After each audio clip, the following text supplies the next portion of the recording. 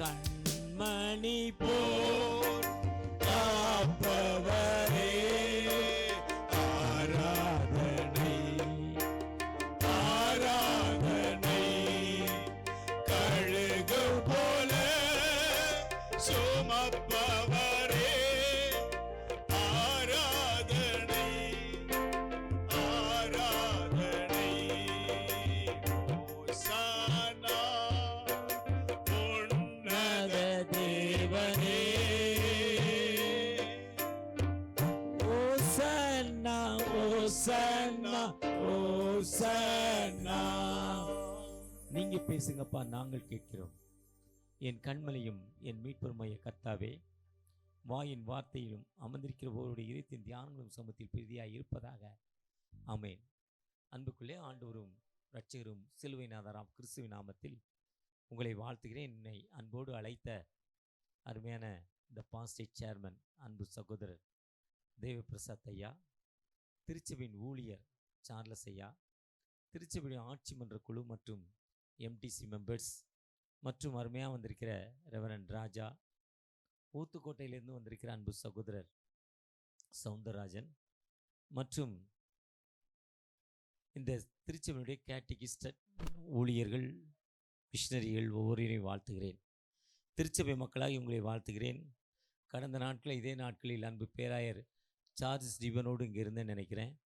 தொடர்ச்சியாக இதே மேடையில் நிற்பதற்கு ஆண்டவர் எனக்கு சுகம் தந்திருக்கிறார், பலனை தந்திருக்கிறார். ஆண்டவருக்கு நன்றி செலுத்துகிறேன். தகப்பனே, இந்த நாளில் என் மக்களுக்கு நான் என்ன சொல்லணும் கேட்டு வந்திருக்கிறேன். இன்றைக்கி அருமையாக காலையில் கொடுக்கப்பட்ட தலைப்பு லைஃப் சேவிங் ஃபெய்த். உலகெங்கும் பற்றுறுதி, வாழ்வை காக்கும் பற்றுறுதி, வாழ்வை காக்கும் விசுவாசம், வாழ்வு தரும் விசுவாசம். ஒவ்வொரு பேராயத்தில் உள்ள தலைப்பு ஜென்ரலாக லைஃப் சேவிங் ஃபெய்த்.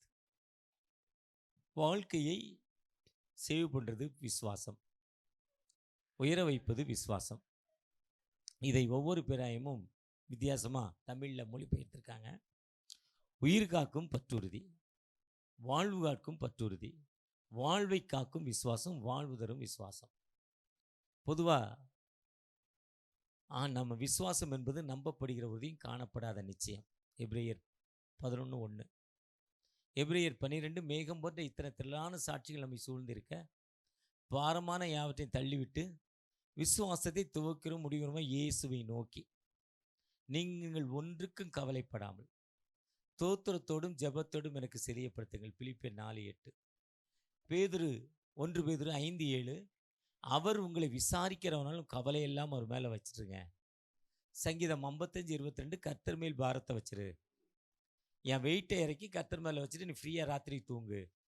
நாளைக்கு எழுந்து என்ன செய்ய போகிறோம்? காலையில் பொங்க அரிசி இல்லையே, மாவு இல்லையே, நீ கவலைப்படாத, நீ படுத்து தூங்கு. சார்ஜ் முல்லர் இவ்வாறு எழுதுகிறார். அவர் ஒரு பெரிய பாஸ்டர், நம்ம தேவபிரசாத் ஐயா மாதிரி ஒரு அர்ப்பணிப்பான ஊழியர். வருஷத்துக்கு மாதத்துக்கு 5 சர்ச்சு திறக்கிறவர். மாதத்துக்கு 5 சர்ச்சு. அவர் லவ்விங் ஷெப்பர்டில் இருக்கிறவ, குட் ஷெப்பர்டில் இருக்கிறவ 5 சர்ச்சு ஒரு நாளைக்கு. ஏதாவது சர்ச்சு கட்டணும், எங்கே போனாலும் கட்டிக்கிட்டே இருப்பார். ஒரு அருமையான ஒர்க்கர், கொடுத்த வேலையை சிறப்பாக செய்கிறவர். கொஞ்சம் கோபக்காரர், டென்ஷன் பார்ட்டி, ஆனால் ரொம்ப நல்லவர். அவருடைய பர்சனாலிட்டி குவாலிட்டி இது. கொஞ்சம் கோபக்காரர், பட்டுப்பட்டுன்னு திட்டுவார், ஆனால் ரொம்ப நல்லவர். அவருடைய வாழ்க்கை அதே மாதிரி சார்ஜ் முல்லர். அவரை கூப்பிட்டு ஆண்டவர் ஒரு ஹாஸ்டல் ஆரம்பினாராம். அவர் ஹாஸ்டல் ஆரம்பித்தாராம். சர்ச்சில் போய் சொன்னாராம், ஆல்டர்ன்னு கடவுள் சொல்கிறாரே நீ ஹாஸ்டல் ஆரம்பிக்க சொல்கிறாரு. அந்த திருச்சபையுடைய செக்ரட்டரி, ட்ரெஷரர், ஆட்சி மன்ற குழு எல்லாம் அதெல்லாம் முடியாதையா, ஹாஸ்டல் ஆரம்பிச்சுட்டு துட்டு கொடும்ப, அதெல்லாம் என்கிட்ட இல்லை, தர முடியாது. வந்தியா, வாத்திய சொன்னியா, போய்கிட்டே இரு, இந்த ஹாஸ்டல் வெல்லாம் அங்கே சொல்லாதான்ட்டாராம். ஆண்டவர் திரும்ப திரும்ப சொன்னாராம், ஹாஸ்டல் ஆரம்பி, ஹாஸ்டல் ஆரம்பின்னு.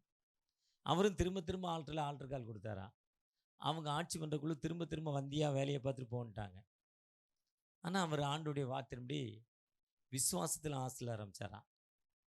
சின்ன பிள்ளைகள் இந்த பேசிக்கிட்டு இருக்கு, இதே மாதிரி சின்ன பிள்ளைகள், உலகமே தெரியாது, உட்காந்துருக்கு, டைம் பாஸிங் பேசிக்கிட்டு இருக்கு. பொதுவாக இப்படி பிள்ளைகள், அந்த பிள்ளைகளுக்கு உணவு கொடுக்கணும், அப்பா அம்மா இல்லை. ஒவ்வொரு நாளும் ஜெபம் பண்ணுவாராம். ஜெபம் பண்ணால் யாராவது ஒருத்தர் கொண்டாந்து கொடுப்பாங்களாம். ஒரு நாள் ஜெபம் பண்ணுறாரு, யாரும் தரல. ராத்திரி 10:30 மணிக்கு பிள்ளைகள் தூங்கணும், பால் இல்லை, உணவு இல்லை, ராத்திரி டின்னர் இல்லை, ஒன்றும் இல்லை. மத்தியானம் சாப்பிட்டது, பிள்ளைகள் அழுகுது. சாயங்காலம் டிஃபன் கூட கொடுக்க ஒன்றும் வழி இல்லை, அழுகுது, துடிக்குது. இவர் பிள்ளைகளை கொண்டு அதை படுக்க அறையில் விட்டுட்டு இவர் பக்கத்து ரூமில் போய் கதவை போட்டுட்டு முட்டியில் நின்ட்டாராம். எனக்கு தெரியாது, நீ ஆரம்பிக்க சொன்ன, நான் ஆரம்பிச்சிட்டேன், அவ்வளோதான். நீ இந்த ஹாஸ்டலில் ஆரம்பினா இந்த பிள்ளைகளுக்கு உணவு கொடு, எனக்கு தெரியலப்பான்னாராம். அவர் அப்படி ஜெபம் பண்ணிட்டு இருக்கப்போ ராத்திரி 11:30 மணிக்கு கதவை தட்டினாங்களாம். கதவை திறந்தாராம். ஒரு பால் வண்டிக்காரு சொன்னாரா, டேங்கரில் பால் கொண்டு போனோம், எங்கள் வண்டி பிரேக் டவுன் ஆகிடுச்சு, இங்கேருந்து எங்கள் பார்ட்ஸ் வர்றதுக்கு ஒரு 12-14 மணி நேரம் ஆகும், அதுக்குள்ளே இந்த பால், இந்த டேங்கரில் இருக்க பால் புளிச்சிரும், கெட்டு போகும், அதனால் என்ன செய்யறதால ஊர் கிராமத்து, இந்த வடமதுரை கிராமத்தை கூப்பிட்டு எடுத்துக்கோங்கன்னோம். அவங்க எடுக்கிறப்ப அங்கே இருக்க ஒரு மனிதர், சார்லஸ் மாதிரி ஒரு ஊழியர் வந்து சொன்னார், இங்கே ஒரு ஹாஸ்டல் இருக்குது, அதில் கொண்டே கொஞ்சம் கொடுங்கன்னு. உங்களுக்கு ஒரு 200 லிட்டர் பால் கொண்டாந்து கொடுத்தாங்களாம் ராத்திரி 12 மணிக்கு. பொதுவாக கர்த்தரை நம்புகிறவன் செழிப்பான், கர்த்தரை நம்புகிறவன் உயர்ந்த அடைக்கலத்தை வைக்கப்படுவான், கர்த்தரை நம்புகிறவன் மரணத்தை காண்பதில்லை, கர்த்தரை நம்புகிறவன் ஜீவனுள்ள தேசத்தில் நடப்பான், கர்த்தரை நம்புகிறவன் பாக்கியவான், கர்த்தரை மனிதன் நம்புகிறவனோ கரளையாய் போன செடி. நேற்று பெஞ்ச மழையில் இன்னைக்கு போனச்ச காளான் மாதிரி. மனுஷனை நம்புவதை பார்க்கலும் கர்த்தர் மேல் பற்றுதாய் இருப்பது நலம். கர்த்தரை நம்பிகள் சீயோனிலே அசைக்காமல் இருப்பார்கள். 125 சொல்கிறார். பொதுவாக நாம் ஆண்டவர்கிட்ட கேட்டு அந்த வேலையை நம்ம செய்கிறப்போ, அந்த வேலை ஆண்டோடைய பெர்மிஷனோடு செய்கிறப்போ, அந்த ஃபெய்த், அந்த விசுவாசம், இதுதான் விசுவாசத்தின் பற்றுறுதி. அதுதான் அந்த சங்கீதம் 72:12 சொல்கிறாரு, கூப்பிடுகிற எளியவனுக்கும் உதவியற்ற திக்கற்றவனுக்கும். யாரெல்லாம் அவரை நோக்கி கால் படுறானோ, உதவியற்ற திக்கற்றவனுக்கும், உதவியே இல்லை, வாழ்க்கையில் கைவிடப்பட்ட நிலைமையில் உதவியே இல்லை. அந்த 12:13 72 12:13 சூப்பர் வசனங்கள். இது ஃபெய்த். அந்த அம்மா 2 ராஜாக்கள் 4ஆம் அதிகாரத்தில் அந்த தீர்க்கதரிசியுடைய அந்த ப்ராஃபிட், அந்த இறை தூதுவருடைய மனைவி இறைவாக்கினர் எலிசாட்டை கேட்குறாங்க, என் புருஷன் செத்து போனார், ஒன்றுமே இல்லை, ஏதாவது செய்யி, பணம் கடன் இருக்கு, உணவு இல்லை. ஃபெய்த், விசுவாசம், அதுதான் ஃபெய்த். அன்னைக்கு இருந்த அப்போஸ்தலர்கள் நடந்து போகிறப்போ கொண்டாந்து வியாதிப்பட்ட மக்களை விட்டாங்கன்னா, அப்போஸ்தலர் 5ஆம் அதிகாரத்தில் கொடுக்கப்பட்ட டெக்ஸ்ட். லூக்காவில் சொல்கிறப்போ விசுவாசத்தோடு கொண்டு இறக்குனாங்க. ஃபெய்த். ஒருவேளை அந்த ஃபெய்த் நம்மகிட்ட எப்படி இருக்கு, ஆண்டவர்கிட்ட நம்ம எப்படி இன்னும் வந்திருக்கோம்? விசுவாசத்தோடு தகப்பனே எனக்கு விடுதலை கொடுங்க, என்னை ஆசீர்வதிங்கன்னு கேட்கிறப்போ அவர் நிச்சயமாக ஒரு விடுதலை கொடுக்கும் ஆண்டவர். அது இனத்தை பார்க்கல, மதத்தை பார்க்கல, ஜாதியை பார்க்கல, கலரை பார்க்கல, படிப்பை பார்க்கல, அந்தஸ்தை பார்க்கல, வயசை பார்க்கல. எந்த மனிதன் விசுவாசத்தோடு இது நீங்க செய்யுங்கன்னு கேட்கிறப்போ அந்த ஃபெய்த்தின் அடிப்படையில், அந்த விசுவாசத்தின் அடிப்படையில் கொடுக்கும் ஆண்டவர். நான் கடந்த நாட்களில் IMS உடைய பிரசிடெண்டாக இருக்கிறப்போ நடந்த ஒரு சம்பவம். அவங்க ஹாஸ்டல் குனேர், கல்கட்டாலேருந்து 400 கிலோமீட்டர், மால்டா பகுதியில் குனேர். மால்டா ஒரு பெரிய ஸ்டேஷன், அதிலிருந்து குனேருங்கிறது 20 கிலோமீட்டர் ஒரு பணித்தளம். அதில் ஒரு ஹாஸ்டல். சுற்றளவுக்கு 150 கிலோமீட்டருக்கு ஸ்கூல் கிடையாது, மக்கள் அடிப்படை வசதி இல்லை, ரொம்ப கஷ்டமான சூழ்நிலை. ஸ்கூலுக்கு போனால் 10 கிலோமீட்டர் 20 கிலோமீட்டர் போகணும், பஸ்ஸு கிடையாது, நடந்து தான் போகணும். அப்படிப்பட்ட இடத்துல இந்த ஹாஸ்டலில் கொண்டாந்து பிள்ளைகளை விட்டுருவாங்க. ஹாஸ்டலில் நம்ம மாதம் ஒரு நாளைக்கு 50 ரூபா, ஒரு மாதத்திற்கு 1500 ரூபா கொடுத்தா ஒரு பிள்ளையை படிக்க வச்சுருவாங்க. படிக்க வைக்கிறது மட்டும் இல்லை, அதுக்கு 3 ட்ரெஸ்ஸு 4 ட்ரெஸ் கொடுப்பாங்க. ஒரு நாளைக்கு 3 வேளை உணவு கொடுப்பாங்க, 2 வேளை ஸ்நாக்ஸ் கொடுப்பாங்க. அந்த பிள்ளைக்கு வேண்டிய ஃபீஸ் கட்டிடுவாங்க. அந்த பிள்ளையோட மெடிக்கல் அந்த 1500 ரூபாயிலே வந்துடும். அப்படிப்பட்ட ஒரு ஹாஸ்டலில் ஒரு பிள்ளை படிக்க வந்தா. அங்கே காலையில் ப்ரேயர், ஈவினிங் ப்ரேயர், விசுவாச அறிக்கை, ஜெபம். அந்த பிள்ளைகள் இதிலெல்லாம் டெவலப் ஆகிடுச்சு. எல்லாம் டெவலப் ஆகிட்டு வீட்டுக்கு போனால் சும்மா இருக்காது. இப்போ அவங்க ஜென்ரேஷனில் அவங்க தான் முதல் படிக்கிறாங்க. அவங்க ஜென்ரேஷனில் வேறு யாருமே படிக்கல அதுவரை. யாருமே ஸ்கூல் பக்கம் போனதில்லை. 3 வேளை உணவு கிடைச்சதில்ல. அடிமைப்பட்ட மக்கள், பின்தங்கின மக்கள். அந்த மக்களுக்கு அந்த 3 வேளை உணவு நல்ல உணவு. காலையில் இட்லி, தோசை, பூரி, பொங்கல். மதியம் நல்ல சூடாக சாப்பாடு. இரவில் நல்ல டின்னர், டிஃபன், சப்பாத்தி, புரோட்டா. அப்படி அந்த உணவில் அந்த பிள்ளைங்க வீட்டில் போய் ஜெபம் பண்ணும், பாட்டு படிக்கும். அங்கே போனால் அவங்க அக்காவுக்கு உடம்பு சரியில்லை. அந்த பிள்ளை ஜெபம் பண்ணுது. போன பிள்ளை, என் நாமத்தினால் எவைகளை கேட்டாலும் அவைகளை தருவேன். கேளுங்கள் தரப்படும், தட்டுங்கள் திறக்கப்படும், கேட்கிற எவனும் பெற்றுக்கொள்கிறான். நீங்கள் இதுவரை என் நாமத்தில் ஒன்றும் கேட்கல, நிறைவாய் பெற்றுக்கொள்ளத்தக்கதாக கேளுங்கள். நெருக்கத்திலே அவர் நோக்கி கூப்பிட்டார்கள், நான் அவர்களுக்கு உத்தரவு கொடுத்து அவருக்கு விடுதலை கொடுப்பேன். ஆபத்தில் நோக்கி அழைத்தார்கள், வசனத்தை அனுப்பி குணமாக்கி வாழ்வு கொடுப்பேன் வேதம் சொல்லுது. சங்கீதம் 107, சங்கீதம் 72, 125, 1. அந்த பொண்ணு போய் உடம்பு சரியில்லை தன் அக்காவுக்கு ஜெபிக்குது. ஜெபிக்கிறப்ப என்ன நடக்குன்னா, அந்த பொண்ணுக்கு ஒரு ஹீலிங், ஒரு மிரக்கல், அற்புதம். அந்த பெண்ணுடைய வயர்வலி மாறுது, ஸ்டோன் ப்ராப்ளம் மாறுது. உடனே அவங்க அம்மா பக்கத்தில் இருக்க சர்ச்சு, ஒரு சர்ச்சு பக்கத்தில், அங்கேருந்து ஒரு 20 கிலோமீட்டர் சர்ச்சுக்கு போகிறாங்க. அதை பார்த்து அவங்க அப்பா விட மாட்டேங்கார். சர்ச்சுக்கு போகக்கூடாது, தகராறு பண்ணுறாரு. ஏன்னா இவங்கெல்லாம் மதம் மாற்றுறாங்க, அப்படி நம்மளை ஏமாற்றி வச்சுருக்காங்க. இவன் தெளிவாகிறான். சர்ச்சுக்கு போனால் அவனுக்கு கூட நாலேஜ் வந்துடுது, கேள்வி கேட்கிற தன்மை வந்துடுது. அழகாக ஒருத்தர் சொல்கிறார், அந்த அந்த நேரத்தில் கேள்வி கேட்பவன் முட்டாள். அந்த நேரத்தில் கேள்வி கேட்காதவன் என்றுமே முட்டாளாம். எதுக்கு நம்ம இதை செய்யணும்? இதை செய்கிறதால அவனுக்கு அந்த உணர்வை கொடுக்கும் வேதாகமம். இது திருச்சபைக்கு விடலை, வேதத்தை கிழிக்கிறார். இந்த பெண்ணை ஹாஸ்டல் கூட பண்ணுறாரு.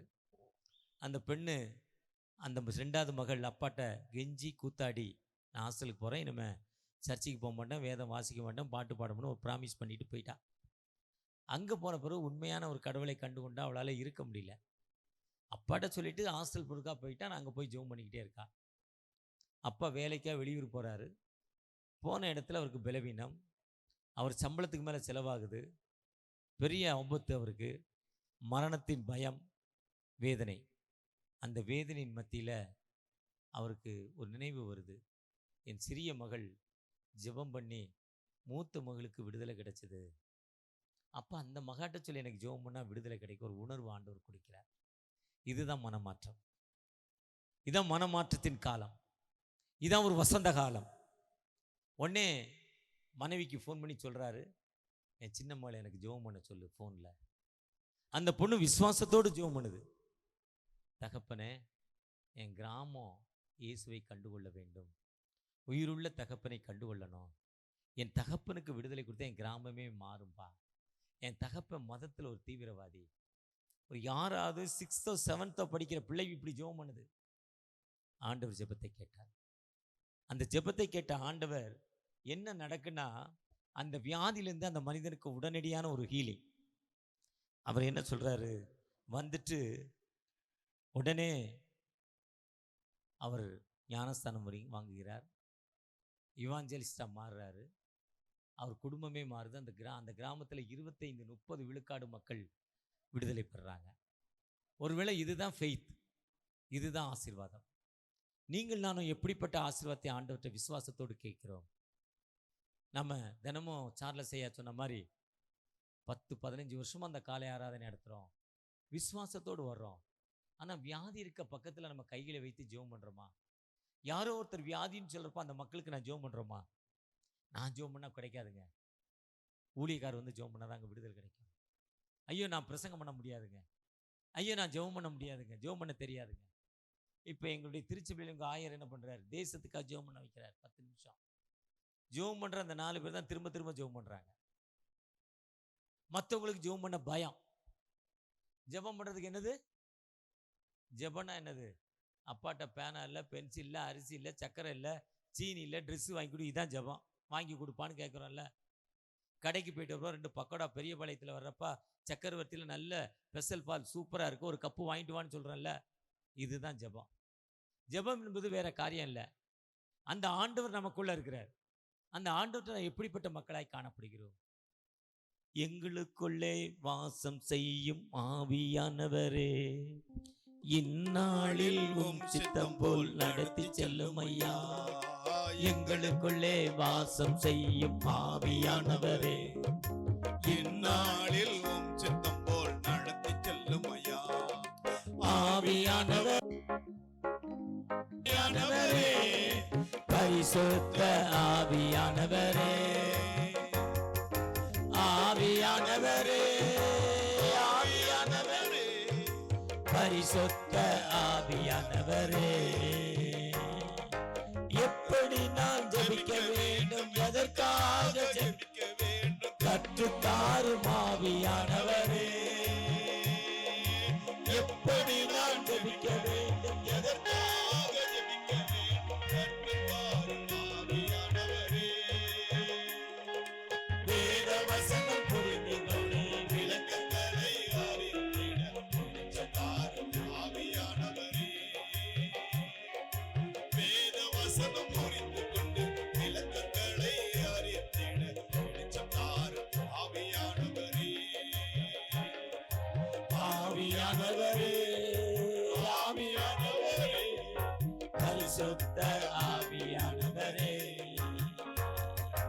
ஆவியானவரே, ஆவியானவரே, பரிசுத்த ஆவியானவரே.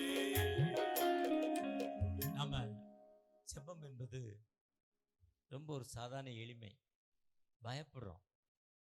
அப்பா அம்மாட்ட என்ன கேட்குறோமோ, அண்ணன் தம்பிட்ட என்ன கேட்குறோமோ அதைத்தான் கடவுள்கிட்ட கேட்க போகிறோம், ஆண்டவர்கிட்ட. அதை ஜெபிக்க ஜெபிக்க 4 பேரை கொன்ன ஒரு டாக்டர் 4 தடவை ஜெபம் பண்ணிட்டா டெவலப் ஆயிடுவீங்க. அப்போ நாளைக்கு காலையில் 5 மணிக்கு என்ன பண்ணணும்? ஜெபம் பண்ணாதவங்க ஜெபம் பண்ணணும். யார் இதுவரை ஜெபம் பண்ணலையோ, ஜெபம் பண்ணுற அந்த 10 பேர் அவங்க தான் ஜெபம் பண்ணுவாங்க மாறி மாறி. ஜெபம்னு சொன்னோன்னே என்ன பண்ணிடணும்? ஜெபம் பண்ண ஆரம்பிச்சிடணும். உங்கள் ஜெபத்தை கேட்டு நாளைக்கு ஒரு ஹீலிங் உங்கள் சர்ச்சில் நடக்க போகுது. வர்ற 100 பேரோ 80 பேரோ 120 பேரோ என்ன பிரச்சனை வேணும், உங்கள் ஜெபத்தை கிட்ட அவங்களுக்கு ஒரு விடுதலை. நீங்கள் ஜெபிச்சிங்கம்மா, நான் விசுவாசத்தோட ஜெபம் பண்ண அடுத்த நாள் அவங்க சாட்சி சொல்லுவாங்க. இதுதான் டெவலப்மெண்ட். இன்றைக்கி நம்ம ஆண்டவர்கிட்ட அப்படி போகிறதில்ல. இன்றைக்கி நல்ல ஒரு காலம். ஒரு நாளைக்கு 200 ஃபோன் வருது. சார், உங்கள் பேரில் லோன் சேங்ஷன் ஆகிருக்கு சார். உங்கள் பேரில் நீங்கள் பிஸ்னஸ் லோன் எவ்வளோ வேணும் சார்? நான் கூட கேட்டேன் ஒருத்தட்ட, எத்தனை கோடிமா கொடுப்பேன்னு. திருப்பி வாங்குவியான்னு கேட்டேன். ஃபோனை வச்சுட்டா. ஒரு பையன் லோன் வாங்கினான். எங்கள் சொந்தக்கார பையன் எங்கள் ஊரில் ஆட்டோ ஓட்டுறான். அவனுக்கு சொந்த வீடு வேணும். சொந்த வீடு வாங்குறதுக்கு லோன் 6 லட்ச ரூபா போடுறான். 6 லட்ச ரூபாயில் லோன் கேட்டு லோன் ஒரு பேங்க்கில் மூவ் பண்ணிக்கிட்டு இருக்கான். 2 லட்ச ரூபா தான் செலவாயிருக்கான் லோன் வாங்க. எத்தனை லட்சத்தில்? 6ல் 2 லட்சம் அவுட்டு லோன் வாங்க. லோன் வருமுனே செலவாயிட்டு, அதுக்கு கடன் வாங்கி செலவு பண்ணிட்டான். ஆதார் கார்டு ஜெராக்ஸு, அப்புறம் அந்த சர்டிஃபிகேட்டு, இந்த சர்டிஃபிகேட்டு, இந்த இடத்த அவங்க பேரில் ட்ரான்ஸ்ஃபர் பண்ணுறது, லோன் போடுறது, இப்படி எல்லாம் பண்ணி 2 லட்ச ரூபா போயிடுச்சு. இப்போ 4 லட்ச ரூபா கொடுத்துருக்கான். வீடு கட்ட 8 லட்சம், இன்னொரு லட்சம் 4 லட்சம், கெட்டெல்லாம் ஜப்தி, இடமும் சேர்ந்து போயிடும். எங்களோட ஒரு பையன் 45 வருஷமாக இருக்கான். பழனியில் இருந்தார். குண்டூசி 10 காசு. விடிய விடிய கடை இருக்கும். ராத்திரி போய் வாங்கினா 3 ரூபா கூட கேட்பான். சின்ன கடை தான், எல்லா பொருளும் வச்சுருப்பான். 10 மடங்கு விலை. ஒரு வீடு வாங்க 4 லட்ச ரூபா. 1 லட்ச ரூபா லோன் வாங்கினான். சார், 4 லட்ச ரூபா லோன் வாங்கினான். 12 லட்சம் கட்டியிருக்கான். கடைசியில் அந்த 4 லட்சம் கட்ட முடியாமல் இருக்க வீட்டையும் விற்று கொடுத்துட்டு அனாதையா இப்போ அரியலூரில் வந்து இருக்கிறார். அவர் அங்கேருந்து ராத்திரியாக வந்துட்டார். இதுதான் உலகம். உலகத்தோடு நாம் இணைந்து இன்னைக்கு ATM, debit card, credit card, மளிகை ஜவுளி கடைக்கு போனால் சார் கேஷ் ஆர் கார்டுங்கிறான். நான் கூட நினச்சேன் பணம் இல்லாமல் கொடுப்பான் உங்களுக்கு. நான் முன்னால் அப்படி தான் நினச்சேன். போனோம் 2 வருஷத்துக்கு முன்னால். Cash sir, cash or card. ஓ, பணம் எல்லாமே கொடுப்பீங்களா? 5 ரூபா போல 10 ரூபா தான் சொல்கிறான். அதுக்கு 108 கேள்வி. இப்படி தான் ஒரு பையன் ஸ்காட்டில் அந்த லோன் வாங்க போனானா. லோன் வாங்குறப்போ ஜெபம் பண்ணிக்கிட்டே கேட்டானா. 3 மாதம் ஆச்சான். அவ்வளோ டாக்குமெண்ட்டு, அவ்வளவு. அதை கொடு, இதை கொடு, அதை கொடு, இதை கொடு, இதை கொண்டு வா, அதை கொண்டு வா. கொண்டு வந்தே நான் போகிறப்போனா அவங்கள விட்டு போகக்கூடாது. அவங்க தூக்கிட்டு போயிடுவான். இவன் ரோட்டில் நிற்க வேண்டியதான். இந்த ஆட்டோ ஃபைனான்சியர் மாதிரி இருக்க 50,000 ரூபா நகையை விற்று ஒரு மிஷினரி என் கூட இருக்கார். Super machinery. தேவபிரஸ் சதையாக்கு ரொம்ப பிடிக்கும் அந்த மிஷினரியை. அவன்கிட்ட ஒரு அம்மா ஐடியா கொடுத்துச்சு, வீட்டில் ஏன்டா நகையை வச்சுருக்க, பீரோக்குள்ளே தானே இருக்குது, சேட்டுகிட்ட கொண்டு போய் கொடுத்தா 2% வட்டியில் சேட்டு பணம் கொடுத்துருவாரு. உன் பீரோவில் இருக்குது அவர் பீரோக்குள்ளே இருக்குது, பணத்தை வாங்கியாந்து என்கிட்ட கூட நான் 10% வட்டி வாங்கி தரேன்னாராம். இப்போ எவ்வளோ எத்தனை இல்லாமல் 8% அதிகம் வருது. நகையும் பத்திரமா இருக்குன்னு போய் கொடுத்தான். வட்டியை வாங்கிட்டு வந்தான். இந்த அம்மாட்ட கொடுத்தான். 1 மாதம் தான் வட்டி கொடுத்துச்சு, அதோட அவுட்டு. இப்போ நகையும் போச்சு. இதுதான் நம்ம இப்படி தான் அலைந்து கொண்டிருக்கிறோம். ஆண்டவரை தேடுறதில்ல, ஆண்டவரை நோக்கி நம்ம என்ன பண்ணுறதில்ல, பார்க்குறதில்ல. இப்படி தான் ஸ்காட்லாந்து லோன் வாங்குறவன் அத்தனை டாக்குமெண்ட் கொடுத்தானா, ஆனால் விசுவாசத்தோடு ஜெபம் பண்ணானா. கடைசியாக 6 மாதங்கள் கழித்து லோன் சேங்ஷன் ஆச்சான். லோன் வாங்கிட்டு வெளியே வரப்போ மேலே பெரிய லைட் அடிச்சிச்சான். பேங்கில் பெரிய லைட் அவன் மேலே எரிஞ்சுதான், ஒரு ப்ளூ கலர் லைட்டு. அப்படியே ஆடி போயிட்டானா. அப்போ பேங்க் மேனேஜர் எல்லாரும் வெளியே குடுகுடுன்னு ஓடி வந்தாங்களாம். அவனை கெட்டி பிடிச்சாங்களாம். ஏப்பா எதுக்கு இந்த லைட்டுன்னா, எங்கள் பேங்கில் 20 லட்சம் பேர் லோன் வாங்கியிருக்காங்க, நீ 20 லட்சம் அது நம்பர், அதனால் நீ வாங்கின லோனை திருப்பி கட்ட வேண்டியதில்லைன்ட்டாங்களாம். ஒருவேளை ஆண்டவர் சொல்கிறாரு, ஏசாயா 44:22, யாக்கோபே இஸ்ரவேலே இவைகளை நினை, நீ என் தாசன். O Jacob Israel, you are a my son, I do not forget me. நான் உன்னை மறக்கலை. ஏசாயா 43 சொல்ல, பயப்படாதே. ஏசாயா 41, நீ நதிகளை கடக்கிறப்போ, ஆறுகளை கடந்து போகிறப்போ உன்னை விட்டு நான் விலகுவதில்லைன்னு சொல்கிறார். பயப்படாதே என்று வேதத்தில் 365 தடவை பயப்படாத சொல்லப்பட்டிருக்கு. ஒருவேளை பயம் என்பது நம்ம வாழ்க்கையில் தினமும் நமக்கு இருக்கிற ஒரு பயம். எனக்கு இன்னைக்கு காலையில் எழுந்தோடனே என்ன பயம்னா, 5 இடத்துல மெசேஜ். இன்னைக்கு நேரத்துக்கு போவானா தெரில, 5 மெசேஜ் என்ன பேசுவேன்னு எனக்கு தெரியல. அப்படி ஒரு பயம், என்னை அறியாத ஒரு பயம். இப்படி ஒவ்வொருத்தருக்கும் ஒரு பயம், தேவையில்லாத பயம், தேவையில்லாத ஃபியர். ஆனால் ஆண்டவர் சொல்றாரு, பயப்படாதே, நான் உன்னோடு இருக்கிறேன்.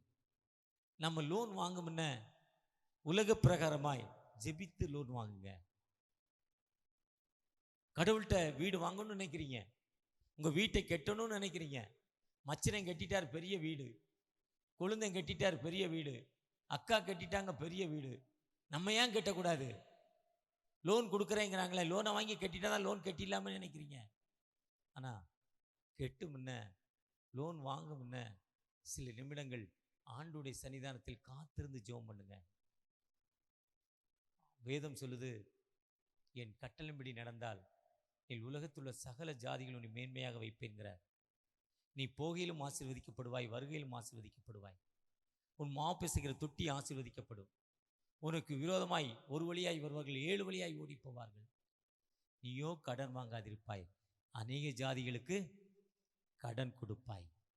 ஒருவேளை விசுவாசத்தின் அடிப்படையில் நம்ம கடன் வாங்காம இருக்கிறது போதும், இந்த குடிசை எனக்கு போதும், இந்த ஓட்டு வீடு தெரியும், என் கஷ்டம் ஆண்டவருக்கு தெரியும், இந்த வெயிலின் கொடுமை, அந்த சிமெண்ட் ஷீட் கீழே வெயிலோட கொடுமை எனக்கு தெரியும், சீமை ஓட்டோட வெயில் எனக்கு தெரியும், 2 வருஷத்துக்கு முன்னால் ஒரு வருடம் ஓலையை மாற்றுறதுக்கு இவ்வளோ கஷ்டம் இருக்குது, அவருக்கு தெரியும். அவர் சொல்கிறாரு, நான் உன்னை பற்றி அறிஞ்சிருக்கேன்ப்பா, உன் மதில்கள் எனக்கு முன்பாக இருக்குது, உன் பிரச்சனைகள் எனக்கு தெரியும். ஆனால் அதிதீன் காலத்தில் ஆண்டவர் நேர்த்தியாய் செய்திருக்கிறார். நம்ம விட்டு கொடுக்காம உலக பிரகாரமாய் சிந்தனை பண்ணி கடன் வாங்குவதால் இருக்கிற கஷ்டம் என்னன்னா, வாழ்க்கையில் அமைதி இல்லை. வாழ்க்கையில் அமைதியில் ஆண்டவர்கிட்ட ஒப்பு கொடுக்குறப்போ ஆண்டவர் உயர்த்துவார். அரக்கோணத்தில் பாபுங்கிற ஒரு தம்பி இருக்காரு, ஜேக்கப் செல்வன், ஃப்ரீடி பாஸ்கர், எனக்கு ரொம்ப க்ளோஸ் அந்த பாபு. ஜேக்கப் செல்வன் முன்னா போய் நின்றுவார், ரெவரண்ட் ஜேக்கப் செல்வன் போய் நின்னான். அவர் அரக்கோணத்தை தாண்டுற அவர் தான் கைடு. அவர் போல ஃப்ரீடி பாஸ்கர்னா அவருக்கு கைடு, நான் போனால் எனக்கு கைடு. வேலையே இல்லை, ரொம்ப கஷ்டம். இப்போ திருவள்ளூரில் ஒரு கேஸ் கடை வச்சுருக்கிறார், கேஸ் ரிப்பேர் பண்ணுற ஸ்டவ் கடை, திருவள்ளூர் மெயின் பஜாரில் டிஎல்சி சர்ச் ஆப்போசிட்டில் மார்க்கெட்டில். எப்படி தம்பி உனக்கு கிடைச்சதுன்னு கேட்டேன் பாபுட்ட. ஒருத்தர் நடத்தினாராம். நடத்துனவர் திடீர்னு ஃபாரினில் வேலை கிடச்சிதான். இந்த கடையை யார்கிட்ட விடுறதுன்னு தெரியலையா. கூப்பிட்டு அந்த கடை சாவியை கொடுத்துட்டு, தம்பி நீ நடத்திக்கோன்னு போனாராம். ஒரு நாளைக்கு இன்னைக்கு ஒரு 1000 ருபீஸ்க்கு மேலே எனக்கு கிடைக்குதியா, சொந்த கடையாயிட்டு ஆண்டவர் என்னை ஆசீர்வதிக்கிறான்னு சொல்கிறார். ஒருவேளை நம்ம ஆண்டோடைய சன்னிதானத்தில் காத்திருப்பது ஆண்டவர் நம்மை உயர்த்தும் ஆண்டவர். நெடுநாளாய் காத்திருப்பது இதயத்தை இழைக்க பண்ணும். விரும்பினது வரும்போதோ ஜீவ விருட்சம் போல் இருக்கும். நம்ம சொந்த யோசனைக்கு விருப்பங்களுக்கு இடம் கொடுக்காம கடவுளுடைய சித்தத்துக்கு ஒப்பு கொடுங்க. அவர் நிச்சயமாகவே உயர்த்தும் ஆண்டவர். அதிசயம் மாணவர் ஆறுதல் தருகிறார். அதிசயமானவர் ஆறுதல் தருகிறார். சர்வ வல்லவர், சர்வ வல்லவர், சமாதானம் தருகிறார். உனக்கு சமாதானம் தருகிறார். ஒன்று சேர்ந்து நாம் துதிப்போம், சாத்தானை மிதிப்போம், தேசத்தை சுதந்தரிப்போம். ஒன்று சேர்ந்து நாம் துதிப்போம், சாத்தானை மிதிப்போம், தேசத்தை சுதந்தரிப்போம். நம் இயேசு நல்லவர், ஒருபோதும் கைவிடார், ஒரு நாள் விலகிடார். நம் இயேசு நல்லவர், ஒருபோதும் கைவிடார், ஒரு நாள் விலகிடார். எதிர்காலம் நமக்குண்டு, எதற்கும் பயமில்லை. எதிர்காலம் நமக்குண்டு, எதற்கும் பயமில்லை. அதிகாரம் கையிலே, அதிகாரம் கையிலே. ஆளுவோம் தேசத்தை, நாம் ஆளுவோம் தேசத்தை. ஒன்று சேர்ந்து நாம் துதிப்போம், சாத்தானை மிதிப்போம், தேசத்தை சுதந்தரிப்போம். ஒன்று சேர்ந்து நாம் துதிப்போம், சாத்தானை மிதிப்போம். தேசத்தை சுதந்தரிப்போம்.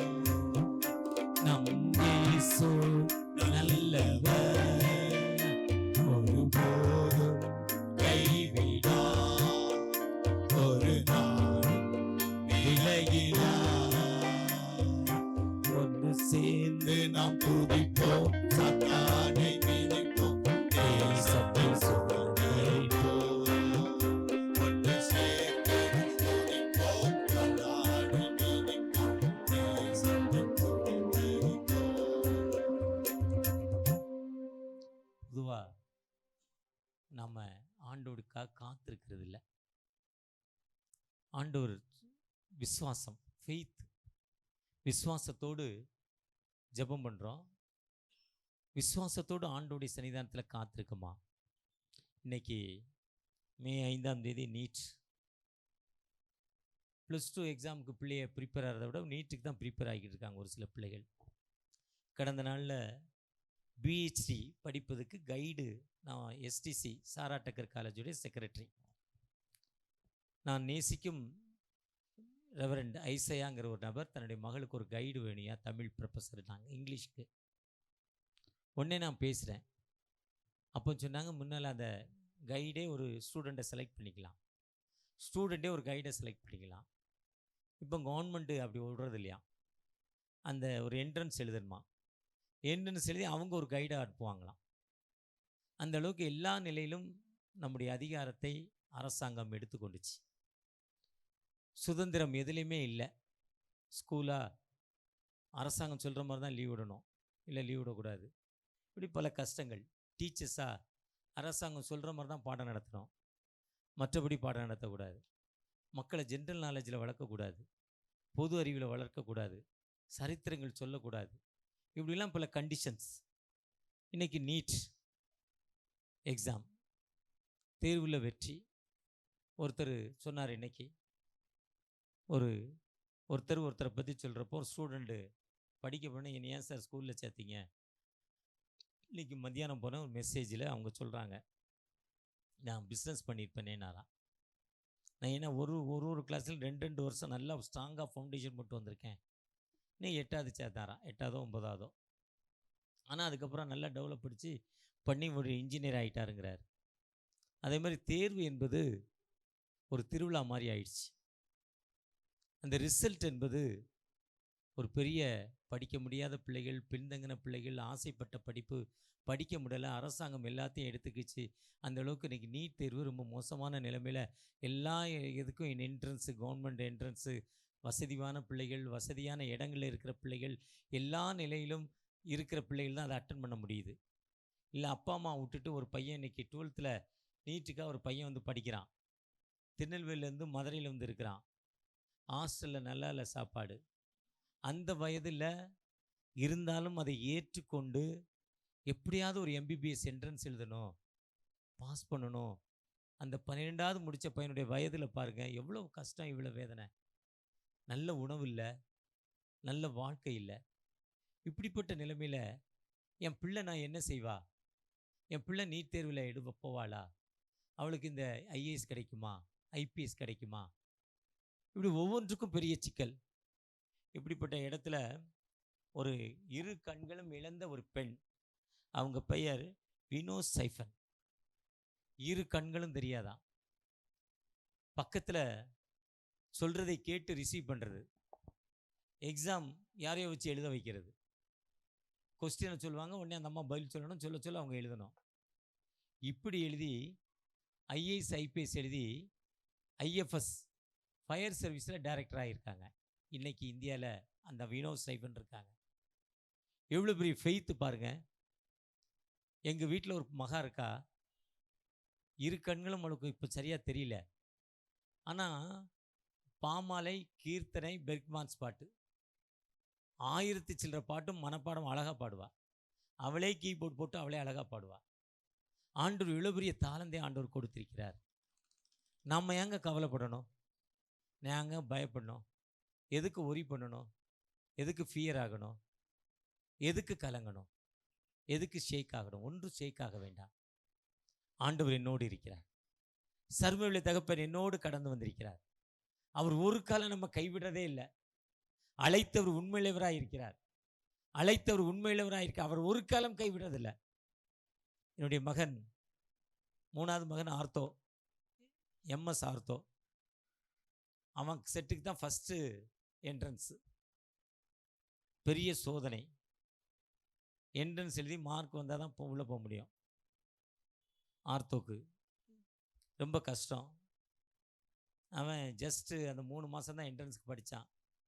3 மாதத்தில் 2-3 தடவை ஃபாரின் போயிட்டான். சிங்கப்பூர், மலேசியா, வேறு ஏதோ 2-3 நாட்டுக்கு போயிட்டான் என்ட்ரன்ஸ் படிக்காமல்.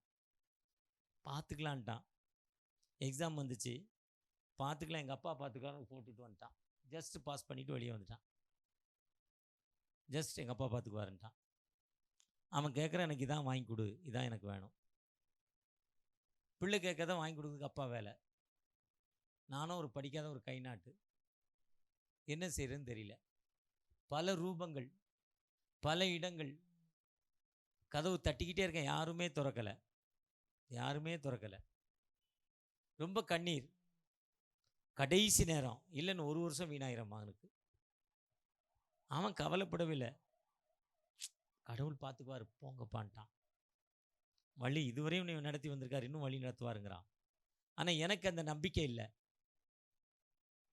உண்மையாகவே வேலூர் பேராயத்தில் ஒரு சர்ச்சு டெடிகேட் பண்ணிவிட்டு காரில் வர்றேன். என்னோடு வந்த ஒரு நண்பர்கிட்ட கண்ணீரோடு சொல்கிறேன், என் பிள்ளைக்கு எம்எஸ் வாங்கணும், ஆர்த்தோ வாங்கணும். பல இடத்துல ட்ரை பண்ணுறேன், எங்கேயுமே கதவு திறக்கப்படலை. அவனுக்கு எம்பிபிஎஸ் வாங்கி கொடுத்தவர் சொல்கிறாரு, அதெல்லாம் விடு தம்பி, இப்போ கிடைக்காதுங்க, கவலைப்படாத கிடைக்காதுங்க. இதுக்கெல்லாம் கிடைக்காது போ தம்பிங்கார். ஒரு பெரிய டாக்டர், ஒரு பெரிய டைரக்டராக இருந்தவர். கண்ணீர் இப்படிலாம் இருக்கேன்னு சொன்னேன். அவர் சொன்னார், ஒரு ஃபோன் போட்டு உங்கள்கிட்ட பேசுங்கன்னார். ஒரு நண்பர்கிட்ட போட்டு கொடுத்தாரு. அந்த நண்பர்கிட்ட நானும் பேசினேன். அண்ணே கவலைப்படாதீங்க, நாளைக்கு வாங்கி தரேன்ட்டார். கடையில் போய் 5 ஸ்டார் கிட்காட் சாக்லேட் வாங்குற மாதிரி நாளைக்கு வாங்கி தரேன்ட்டார். எனக்குன்னு நம்பிக்கையில் அடுத்த நாள் ப்ரோக்ராமெல்லாம் கேன்சல் பண்ணிவிட்டு அவங்கள்ட்ட போனேன். ஒரி பண்ணாதீங்க சார், உங்களுக்கு உங்கள் பையனுக்கு ஆர்த்தோ சீட்டு வாங்கி தரேன், முடிஞ்சு போச்சு. ஒரு நண்பர்கிட்ட கூப்பிட்டு போனார். அவர் பிரைஸ் தலாடுங்கார். தோத்திரம் சொல்ல பிரைஸ் தலாட், ஏஜி சர்ச்சை சேர்ந்தவர். பிரதர் கவலைப்படாதீங்க, கிடச்சிரும்.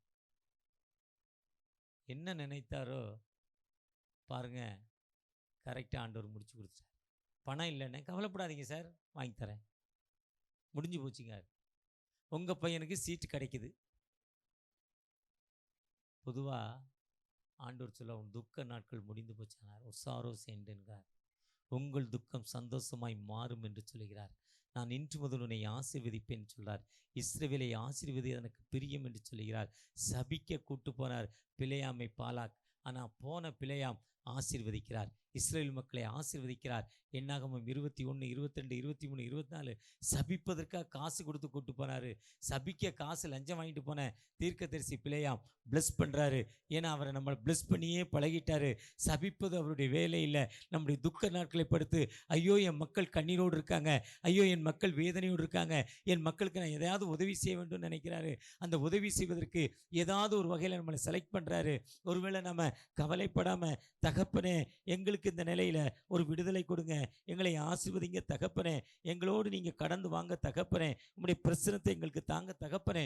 இந்த நாளில் என்னுடைய துக்க நாட்கள் மாற்றப்படணும், என்னுடைய பிரச்சனைகள் மாற்றப்படணும். நீங்கள் செய்ய முடியாத அதிசயங்களை செய்கிற தகப்பன் அல்லவா, ஒரு விசை கூட மனமிறங்க, எங்களை ஆசீர்வதிங்க, எங்களை ஆசீர்வதிங்க என்று அவரை நோக்கி பார்க்கிறப்போ நிச்சயமாக ஆண்டவர் அற்புதம் செய்கிற ஆண்டவராய், ஒரு விடுதலை கொடுக்கும் ஆண்டவராய், நம்முடைய துக்க நாட்கள் முடிந்து போகும் ஆண்டவர் நம்மோடு கடந்து வந்திருக்கிறார். நிச்சயமாக நம்மோடு அசைவாடி கொண்டிருக்கிறார். நமக்கு ஒரு விடுதலை கொடுக்க போகிறார். புது எண்ணெயால், புது பலத்தால், புதிய கிருபை, புது கவியால் நிரப்பி நீதம் நடத்துகிறே, நூதன சாலைகள் சேர்த்திடுவே, நிரப்பி தினம் நடத்துகிறே, நூதன சேர்த்திடுவே. உன் பாதம் பணிந்தே என்னாலும் துதியே எல்லோரும் நன்றாரை பாடுவேன் இசையா. நெருக்கத்திலே உம்மை அழைத்தேன், நெருங்கி உதவி எனக்களித்தேன். நெருக்கத்திலே உம்மை அழைத்தேன், நெருங்கி உதவி எனக்களித்தேன். திசை தப்பெங்கும் அமைந்திடாமல் தீவிரம் மன்னனை தாங்குகிறேன். இசை பெற்றெங்கும் அழைத்திடாமல் தீவிரம் மன்னனை தாங்குகிறேன். உன் பாதம் பணிந்தேன் என்னாலும் துதியே உம்மை அன்றிலாரை பாடுவேன். இசையா உங்கள் நன்று உள்ளம் பொங்குதே, இசையா உங்கள் நன்று உள்ளம் பொங்குதே. ஆம் தகப்பனே, உங்களை நோக்கி பார்க்கிறப்பா, மனமிறங்கப்பா, மனமிறங்க தகப்பனே. எத்தனையோ வேதனையின் மத்தியில் தகப்பனே, என்னுடைய தொழிலில் பெரிய பாதிப்பு தகப்பனே. கொரோனா காலத்திற்கு அப்புறம் என் தொழிலில் முன்னேற்றமான பாதையில் இல்லை, கண்ணீரோடு இருக்கிறேன்ப்பா. என் தொழில் எனக்கு ஒரு விடுதலை தாங்க தகப்பனே. சின்ன தொழில் தான், ஆனால் கடன் பட்டதால் வட்டி வட்டி வட்டி கெட்டி வாழ்க்கையில் நொந்து நூலாகி கைவிடப்பட்ட நிலைமையில் இருக்கேன்னு ஏக்கத்தோடு ஜெபிக்கிற அந்த அன்பு சகோதரன் மத்தியில் ஒரு சின்ன டிராவல்ஸ் நடத்தினேன். அந்த டிராவல்ஸில் பெரிய கடன் தகப்பனே, டியூ கட்ட முடியாமல் வட்டி வட்டி தகப்பனே, ஒரு விசை கூட எனக்கு ஒரு விடுதலை கொடுங்க தகப்பனே. ஒரு வண்டி சொந்தமாக போட்டேன், ஆனால் டியூ கட்ட முடியாத ஐயா, அந்த வண்டியே சீஸாகி வாங்கின கடன் கட்டலை, நகை வைத்து கட்டினேன், அதில் எனக்கு விடுதலை இல்லைன்னு ஏக்கத்தோடு ஜெபிக்கிற அந்த அன்பு சகோதரனுக்கு தகப்பனே, ஒரு விசை கூட மனமரங்கப்பா, ஒரு விசை கூட மனமரங்கப்பா. உங்களுடைய பிரச்சனை இறங்கட்டும் தகப்பனே. என்னுடைய கடன் நிமித்தம் என் மனைவி என்னை விட்டுட்டாங்க, என் பிள்ளைகள் என்னை கைவிட்டுட்டாங்க, உணவுக்கு இல்லாத நிலைமையில் இருக்கேன்னு ஏக்கத்தோடு ஜெபிக்கிற அந்த அன்பு மகன் மேலே உங்களுடைய பிரச்சனை இறங்கட்டும் தகப்பனே. ஒளி வழி நடத்தில் இறங்கட்டும் தகப்பனே. ஒரு விதமான வியாதி தகப்பனே எங்கள் வீட்டில் தகப்பனே, முதல்ல கணவருக்கு வந்துச்சு, எனக்கு வந்துச்சு, என் பிள்ளைகளுக்கு வந்துச்சு, இப்போ பேர பிள்ளைகளுக்கு வந்திருக்குப்பா. இந்த வியாதி எங்கள் வீட்டை விட்டு போகலை. ஒரு விதமான அந்த வியாதியிலிருந்து எனக்கு ஒரு விடுதலை கொடுங்க, என்னை ஆசீர்வதிங்கன்னு ஏக்கத்தோடு ஜெபிக்கிற அந்த அன்பு பிள்ளைகளுக்காக மனமிறங்க தகப்பனே, மனமிறங்க. திருமணத்திற்காக காத்திருக்கிற என் மகளுக்கு ஏற்ற நல்ல துணை இல்லப்பா, நல்ல துணை இல்லை தகப்பனே. மகளுக்கு நல்ல கணவர் கிடைக்கல தகப்பனே. ஏக்கத்தோடு நீங்க திருமணத்தை அந்த வேதாகமம் ஆரம்பிக்குதுப்பா. அந்த திருமணம் என் வீட்டில் தடை தடை தடை. மனதில் மகளுடைய வயதோ அதிகம், மகனுடைய வயதோ அதிகம். அந்த தடைகள் நிமித்தம் ஜெபிக்கிற அந்த அன்பு பிள்ளைகளுக்கு மனமிறங்கப்பா. உம்முடைய பிரச்சனை இறங்கட்டும், உம்முடைய கிருபையின் கரம் இறங்கட்டும், உம்முடைய இரக்கத்தின் கரம் இறங்கட்டும் தகப்பனே. உம்முடைய விடுதலையின் கரம் இறங்கட்டும் தகப்பனே. ஒரு விதமான ஸ்டோன் ப்ராப்ளத்தில் தகப்பனே, எத்தனையோ மருந்துகள், ஸ்டோன் என்னை விட்டு போகல, ஆப்ரேஷன் முடிஞ்சும் திரும்ப 6 மாதத்தில் ஸ்டோன் ஃபார்ம் ஆகி நான் கஷ்டத்தில் இருக்கிறேன், எனக்கு அந்த ஸ்டோன் வியாதியிலிருந்து ஒரு முழுமையான விடுதலை கிடைக்குமா? ஏக்கத்தோடு இந்த இடத்துல கைகளை வைத்து ஜெபிக்கிற அந்த அன்பு சகோதரிக்கு தகப்பனே, உன் துக்க நாட்கள் முடிந்து போச்சு, நான் இன்று முதல் உன்னை ஆசீர்வதிப்பேன் வார்த்தைப்படி அந்த ஸ்டோன்ல இருந்து முழுமையான விடுதலை இந்த ஈஸ்டருக்குள்ள தகப்பனே. அந்த மகள் திருச்சபையில் வந்து சாட்சி சொல்லணும், ஆண்டவர் என் விண்ணப்பத்தை கேட்டார், என் கண்ணீரை கண்டார், எனக்கு வாழ்வு கொடுத்தார். அந்த ஸ்டோன்ல இருந்து ஒரு முழுமையான விடுதலை தகப்பனே. தைராய்டுங்கிற ஒரு புதிய வியாதி தகப்பனே என்னை பற்றி கொண்டிருக்கு, எனக்கு விடுதலை கிடைக்குமா? சுகர் வியாதி, பிரஷர் வியாதி, சால்ட்ல இருந்து எனக்கு விடுதலை கிடைக்குமா? எல்லாம் எனக்கு இருக்கு. சுகர் இருக்கு, பிரஷர் இருக்கு, சால்ட் இருக்கு, தைராய்டு இருக்கு, மரண பயத்தில் இருக்கிறேன், எத்தனைக்கு மாத்திரை சாப்பிடுவது ஏக்கத்தோடு ஜெபிக்கிற அந்த குடும்பத்தின் பிள்ளைக்காக, அந்த மகளுக்காக ஜெபிக்கிறேன் தகப்பனே. ஒரு விசை கூட மனமிறங்க. உம்முடைய பிரசனம் அந்த மகளோடு இறங்கட்டும், உம்முடைய வல்லமை அந்த மகளோடு இறங்கட்டும், அந்த அபிஷேகம் அந்த மகளோடு இறங்கட்டும் தகப்பனே. ஒரு விசை கூட ஆசீர்வதிங்க. உம்மை நோக்கி பார்த்த முகங்கள் ஒரு காலம் வெட்கப்பட்டு போனதில்லை. யாரெல்லாம் விசுவாசத்தோடு போய் ஜெபித்திருக்காங்களோ, யாரெல்லாம் நம்பிக்கையோடு ஜெபித்திருக்காங்களோ, கர்த்தரை நம்புகிறவன் உயர்ந்த அடைக்கலத்தில் வைக்கப்படுவான் வார்த்தைப்படி. யாரெல்லாம் நம்பிக்கையோடு ஜெபித்திருக்காங்களோ அந்த மக்களை நீங்க தொட்டிருக்கீங்க, விடுதலை கொடுத்திருக்கீங்க. என்ன நோக்கத்தோடு ஒரு தூரமான இடத்திலிருந்து கடந்து வந்திருக்காங்க, வந்த நோக்கங்கள் நிறைவேற்றப்படணும். ஒரு நோக்கத்தோடு இன்னைக்கு எனக்கு இந்த வாழ்வு கிடைக்குமா, எனக்கு இந்த விடுதலை கிடைக்குமா, அவங்க ஜெபிச்சுட்டு வந்திருக்காங்கப்பா. அந்த ஜெபத்தின் அடிப்படையில் அந்த பிள்ளைகளுக்கு ஒரு விடுதலை, ஒரு விடுதலை, விடுதலை. ஆசீர்வதிங்க, ஆசீர்வதிங்கப்பா. என்ன நோக்கத்தோடு இந்த வளாகத்தில், இந்த வடமதுரை CSI சர்ச் ஆலயத்துடைய உம்முடைய இல்லத்தின் வளாகத்தில் இந்த நற்செய்தி மேடையிலிருந்து நல்ல செய்தி கடந்து போயிருக்கோ, விடுதலின் செய்தி கடந்து போயிருக்கோ, அந்த செய்தி நிறைவேற்றப்பட்ட செய்தியாய் வார்த்தையை அனுப்பி குணமாக்கி இக்கட்டுகளிலிருந்து வாழ்வு கொடுக்கிறீங்க. சங்கீதம் 107:20 ஆபத்தில் அவர் நோக்கி என்னை கூப்பிட்டார்கள், அவர்கள் இக்கட்டுகளிலிருந்து விடுதலை கொடுத்தேன் என்று 107:19-15 சொல்லுகிற பிரகாரமாய் கூப்பிட்ட மக்களுக்கு நீர் விடுதலை கொடுத்திருக்கீங்க, ஆசீர்வதித்திருக்கீங்க. நன்றி தகப்பனே, நன்றி தகப்பனே, நன்றி. உன்னதத்தில் தேவனுக்கே மகிமை உண்டாகட்டும். தேவனுக்கே மகிமை உண்டாகட்டும். இந்த பூமியிலே சமாதானம் பிரியமும் உண்டாகட்டும். இந்த பூமியிலே சமாதானம். தலைப்பு போடல, நான் பார்த்தது சண்டைக்கு என்ன இன்னைக்கு என்ன தலைப்பு போட்டிருக்கான்னு நான் பார்த்தேன். சண்டே விட்டார். அப்போ 40 நாட்கள் ஒரு தலைப்பை பற்றி சிந்திக்கிறோம். ஆண்டவரோடு நாம் காத்திருந்து ஜெபிக்கிறோம். அன்னாள் ஆண்டவரோடு காத்திருந்து ஜெபிக்கிறப்போ அடைக்கப்பட்ட கற்பம் திறக்கப்பட்டுச்சு. அந்த அம்மாவுடைய கற்பம் என்ன பண்ணுகிறேன், ஒன்றா நீ கவலைப்படாத எல்லாம் சொல்லிட்டார். அதுக்கு மேலே இவருடைய பொருத்தனை, இவருடைய ஜெபம், ஆண்டவரோடு ஜெபிக்கிறார், இடைபெறார். அவருடைய ஜெபத்தை ஆண்டவர்கிட்ட சொல்கிறார். அப்படி ஜெபத்தை கேட்ட ஆண்டவர் விடுதலை. ஒருவேளை ஆண்டவரை நோக்கி ஜெபிக்கிறப்போ, நீர் எங்களோடு இருந்திருப்பிறானால் என் சகோதரன் மரித்திருக்க மாட்டார். யோவான்ல மார்த்தாள் மரியாள் சொல்கிறாங்கல்ல, அதே மாதிரி ஆண்டவர் நம்மோடு இருப்பாரானால் இந்த கஷ்டம் வந்திருக்காது, இந்த துன்பம் வந்திருக்காது. இப்படிப்பட்ட தம்மை புதுமைப்படுத்திக்கிற ஒரு காலம் லெந்து காலம். இந்த லெந்து காலம் என்பது ஒவ்வொரு மிஷன் மூமெண்ட்டும் 12 மணிலேருந்து ஒடுக்க கால கூட்டம். தங்களை இன்னைக்கு ஸ்கிரிப்சர் யூனியனில் போனேன், எஸ்யூவியில் அந்த ப்ரொமோஷன் சைடு ஒரு ஒடுக்க கூட்டம். அடுத்த வாரம் IMS உடைய ஒரு ப்ரொமோஷன் கூட்டத்துக்கு போகிறேன் 12 மணிக்கு. அவங்களை தங்களை புதுமைப்படுத்தி கொள்வது, பொதுவாக அப்படி புதுமைப்படுத்தி கொள்கிற ஒரு காலங்கள். இந்த காலங்களில் பெண்டிகாஸ் பாஸ்டர்கிட்ட கேட்டிங்கன்னா எங்கே பைபிளில் இருக்குதுன்னு கேட்பார். என் கூட வந்திருக்கிற ஆண்ட்ரூ பாஸ்டர், பைபிளில் லெந்து காலம் எங்கே போட்டிருக்கு, எங்களை ஏன் ஏமாத்துறீங்கன்னு கேட்பார். இதில் பைபிளில் போடலை, நம்மை அர்ப்பணிப்போடு போடப்பட்ட ஒரு காலம், நம் ஆண்டவரோடு இடைபடுகிற ஒரு காலம். இந்த காலத்தில் தகப்பனே நீர் எங்களோடு பேசுங்கப்பா, உம்மை நோக்கி பார்க்க வந்திருக்கிறோம், உம்முடைய கிருபை தேடி வந்திருக்கிறோம். ஒரு மனிதனை அல்ல, ஜீவனுள்ள தகப்பனை நோக்கி பார்க்க வந்திருக்கின்ற நோக்கி பார்ப்போமா?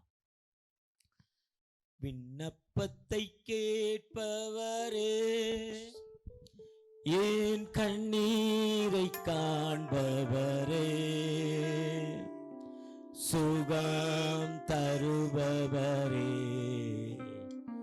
தோத்திரம் ஏசையா. என் விண்ணப்பத்தை கேட்பவரே, என் கண்ணீரை காண்பவரே, சுகம் தருபவரே, ஸ்தோத்திரம் ஏசையா.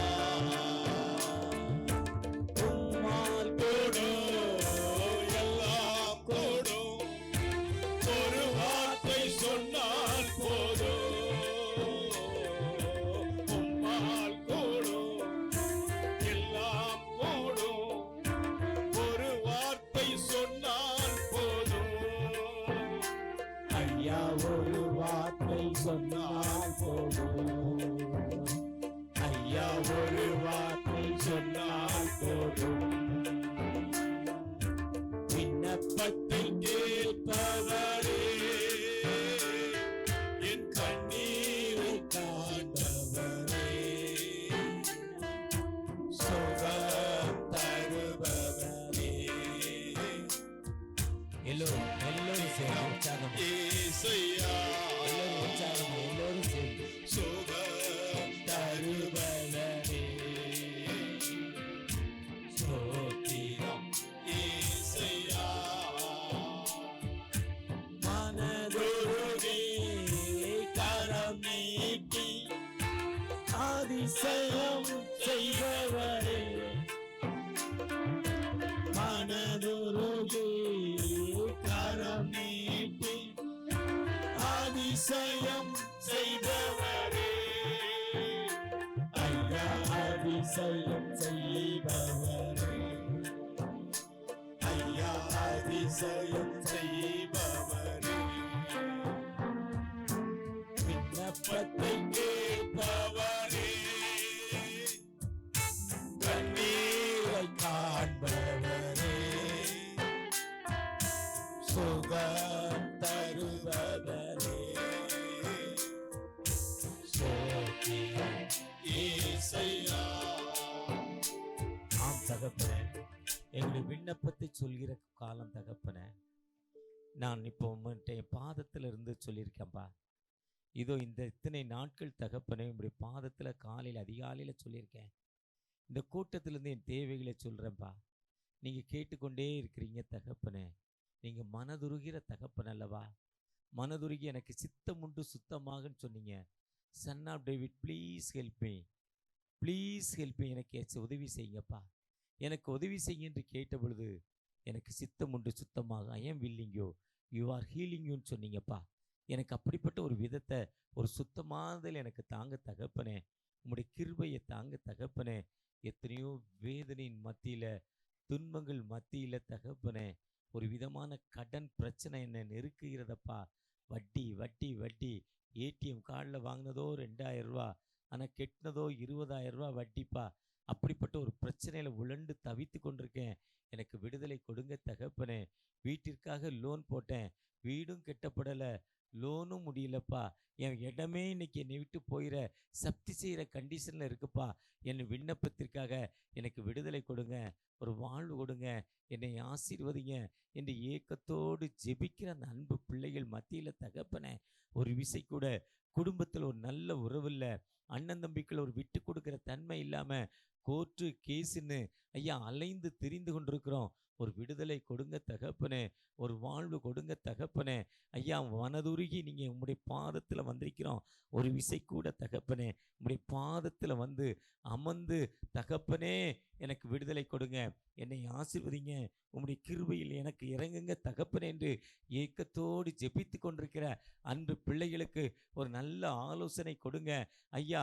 இது ஒரு மன மகிழ்ச்சியின் காலங்கள் தகப்பனே, ஒரு வசந்த காலம் தகப்பனே, இலை தெளிர் காலம் தகப்பனே, ஒரு மனமாற்றத்தின் காலம் தகப்பனே, மறு உருவாக்கத்தின் காலம், எங்களை புதுமைப்படுத்திக்கிற ஒரு காலத்தில் நான் என்னை புதுமைப்படுத்தி கொள்ள என்ன நோக்கத்தோடு தேவையோடு இந்த உம்முடைய ஆலயத்துடைய வளாகத்தில், உம்முடைய இல்லத்தின் வளாகத்தில் வந்து அமர்ந்திருக்கிறேன்.